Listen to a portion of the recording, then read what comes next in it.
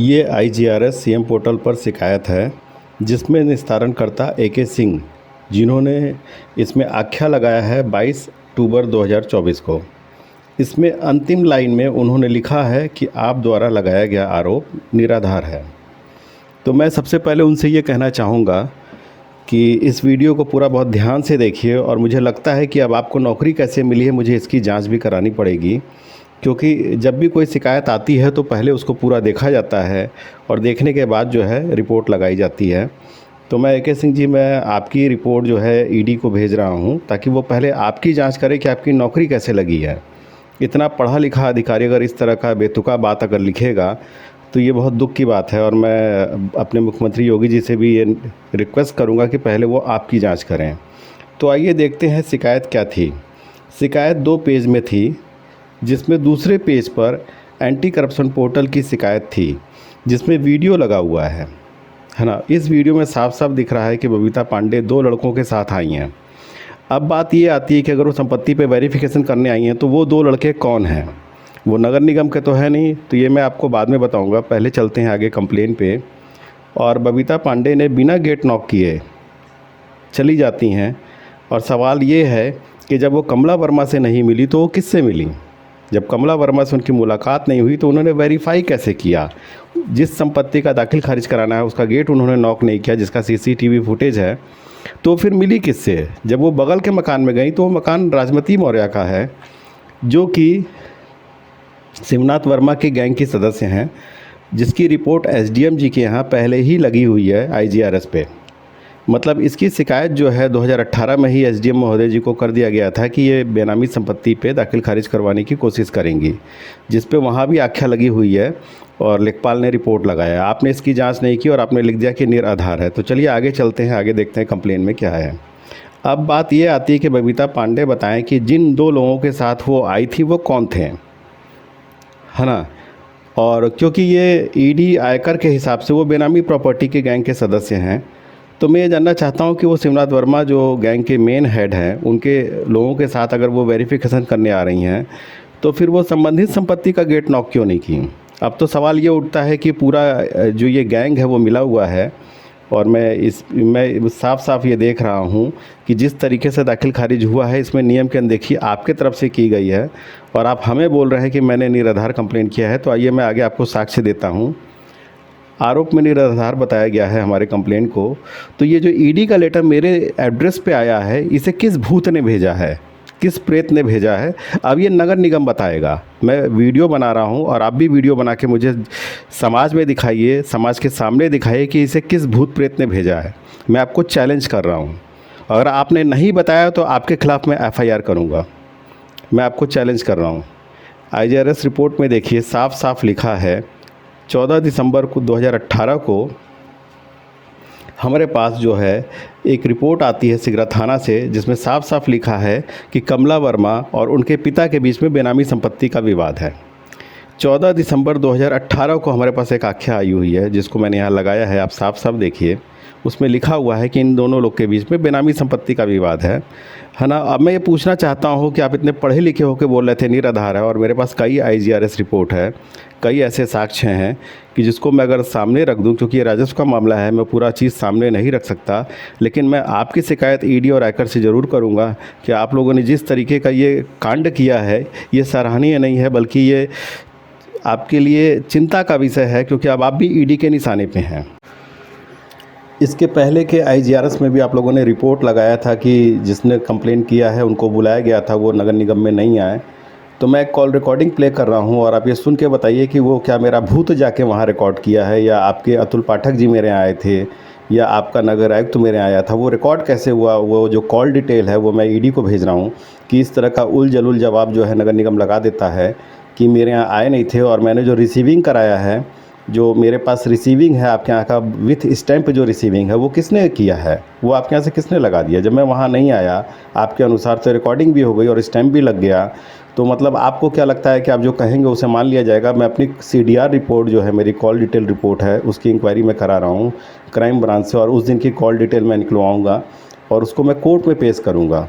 क्योंकि मैं अब ये देख रहा हूँ कि आप लोगों का जो दिमाग है वो ऐसा है कि मैं एक सरकारी कर्मचारी हूँ तो मैं भगवान हूँ, तो ये आपका भ्रम जल्दी दूर होने वाला है, क्योंकि अब इस भगवान को सही करने के लिए ईडी, आयकर और मैं मिल के संयुक्त प्रयास कर रहे हैं। क्योंकि ईडी, आयकर जो है खुल के नहीं बोल सकता, लेकिन मैं खुल के बोल सकता हूँ, क्योंकि मैं एक आम नागरिक हूँ। भले मैं वैज्ञानिक हूँ, लेकिन मैं एक आम नागरिक हूँ। मैं सरकार से बंधा हुआ नहीं हूँ, और मेरे पास जो बोलने का समाज में राइट्स है वो अलग राइट्स है।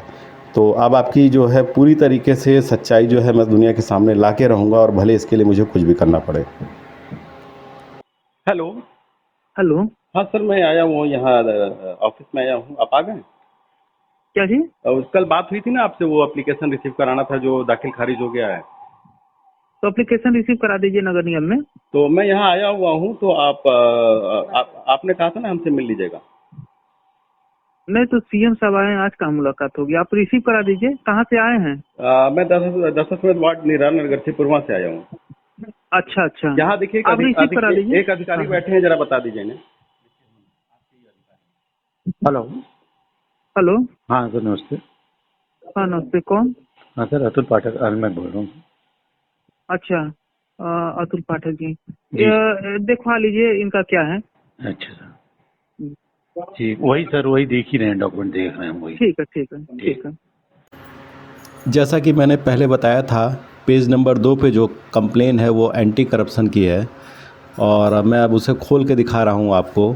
एंटी करप्शन पोर्टल पे जो हम लोगों ने कंप्लेन किया था, और आप बता रहे थे AK सिंह जी कि हमारा कंप्लेन निराधार है। तो मैं पूछना चाह रहा हूँ कि आपने पहले पेज के जवाब में निराधार लिखा था, ये जो दूसरे पेज का कंप्लेन है इस पे जवाब आपने क्यों नहीं लगाया? क्योंकि मुझे पता है कि इस पे जवाब नगर आयुक्त को लगाना है, और ये इसीलिए पेंडिंग है क्योंकि नीचे के अधिकारी अगर लगा देंगे तो बड़े अधिकारी उन्हें बचा लेते हैं। वो सोचते हैं कि मेरे डिपार्टमेंट का नाम ख़राब ना हो। और ये फरवरी से पेंडिंग है। तो मैं चाहूँगा कि आप अपने नगर आयुक्त को बोलें और उन्हें ये वीडियो दिखाएं और पूछें कि भैया ये कब तक पेंडिंग रहेगा। ऐसा तो नहीं है कि मुझे लगता है कि जब हम लोग मंगल ग्रह और कहाँ कहाँ पहुँच जाएंगे तब तक ये पेंडिंग रहेगा। तो मैं जनता से चाहूँगा कि अगर वो ये वीडियो देख रहे हैं तो वो नगर आयुक्त से पूछे कि सर ये पेंडिंग क्यों है, ये भ्रष्टाचार का कंप्लेन है और ये पेंडिंग क्यों है, इस पर एक्शन कौन लेगा? क्या स्वयं योगी जी को आके एक्शन लेना होगा? तो आप बता दीजिए, हम लोग योगी जी को बुला दें। और मैं चाहूँगा कि अगर योगी जी अगर ये वीडियो को देख रहे हैं तो तत्काल इस पर एक्शन लें, क्योंकि फरवरी का कंप्लेन है और भ्रष्टाचार का है।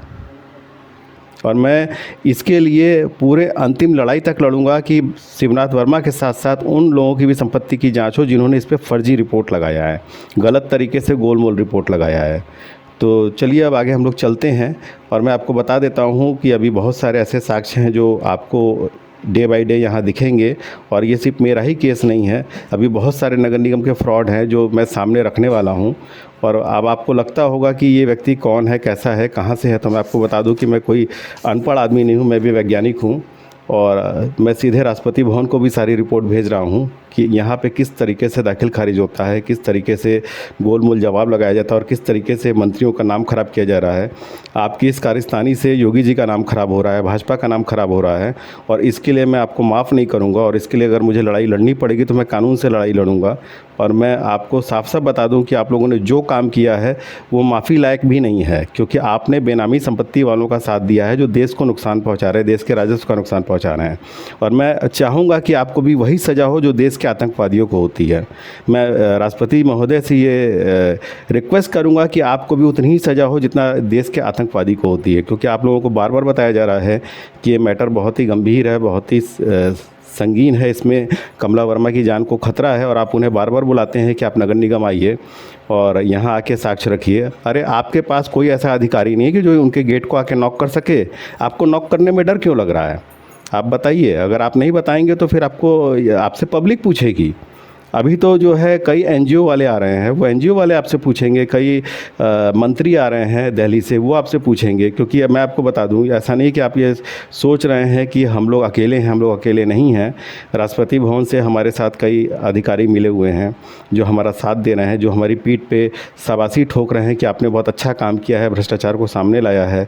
PMO से जो है PK मिश्रा हम लोग के साथ हैं, ED दिल्ली हमारे साथ है, आयकर लखनऊ हमारे साथ है, आयकर वाराणसी हमारे साथ है। ऐसा नहीं कि हम आयकर और इन लोगों के विरोध में हैं, हम इनके साथ आपसे लड़ रहे हैं। क्योंकि देखिए, कोई भी सरकारी कर्मचारी हो, आयकर का हो, ईडी का हो, वो सार्वजनिक रूप से आके कैमरे पे नहीं बोल सकता, लेकिन एक इन्फॉर्मर है जो कि सार्वजनिक रूप से आके कैमरे पे लड़ सकता है। तो मैं उनका योद्धा हूँ और मैं आपको चैलेंज करता हूँ कि अगर लड़ना है तो आप मुझसे आके लड़िए, है ना। और मेरे साथ जो है ईडी और आयकर सब खड़ा है ना। और मैं आपको बता देता हूँ कि ऐसा नहीं है कि यहाँ पे सिर्फ एनजीओ के लोग हैं, यहाँ पे आपको सिविल डिफेंस के लोग भी हैं मेरे साथ, है ना। ऐसे बहुत से संस्थाएं जो हमारे साथ हैं, और हम सभी लोग जो है मिलकर उन सभी लोगों का पर्दाफाश करेंगे जिन लोगों ने फर्जी रिपोर्ट लगाया है, आईजीआरएस को बदनाम किया है, योगी जी को बदनाम किया। और हम लोग किसी को भी छोड़ने वाले नहीं हैं, क्योंकि अब हम लोगों ने ये बेड़ा उठा लिया है कि इस गंदगी को हम लोग साफ़ करके रहेंगे। और भले इसके लिए हम लोग को सुप्रीम कोर्ट जाना पड़े, राष्ट्रपति के यहाँ जाना पड़े, कहीं भी जाना पड़े, हम लोग